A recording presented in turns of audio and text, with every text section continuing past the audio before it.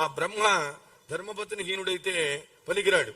కొన్ని చోట్ల నేను చూశానండి, ఆయనకు భార్య లేకపోతే పక్కన ఒకరిని కూర్చోబెట్టుకుని వాడిని బ్రహ్మగా పెట్టి తన పక్క నుండి జరిపిస్తూ ఉంటాడు.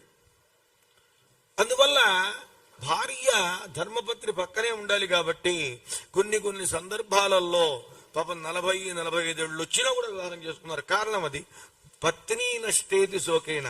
ధర్మపత్ని పక్కన లేకపోతే ఏ రకమైన యజ్ఞయాగాదులు చేయలేము, చేయకూడదు, ధర్మకార్యాదులు కూడా చేయకూడదు. ఇది బాగా గుర్తుపెట్టుకోవాలి మనం. రెండవది, మనం సంధ్యావందనం చేసుకుంటూ ఉంటామండి.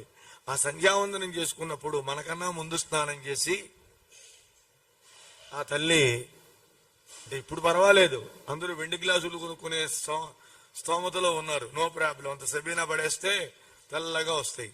కానీ పూర్వం రాగి చెంబు, రాగి స్థాళి, రాగి అరివాణం, రాగి ఇంతలా ఉద్ధరిణ, అది కాలు మీద పడితే ఇప్పుడైతే బొటనవేలు విరుగుతుంది, ఆ టైపులో ఉండేవి. అలాంటి వాటిని శుభ్రంగా తోమి చింతపండును ఇనుకొండ ముగ్గు పెట్టి ఆయన వచ్చేటప్పటికి ధావళి, మడితీర్థం అన్ని పెడతారండి, పెట్టేవాళ్ళు పూర్వం.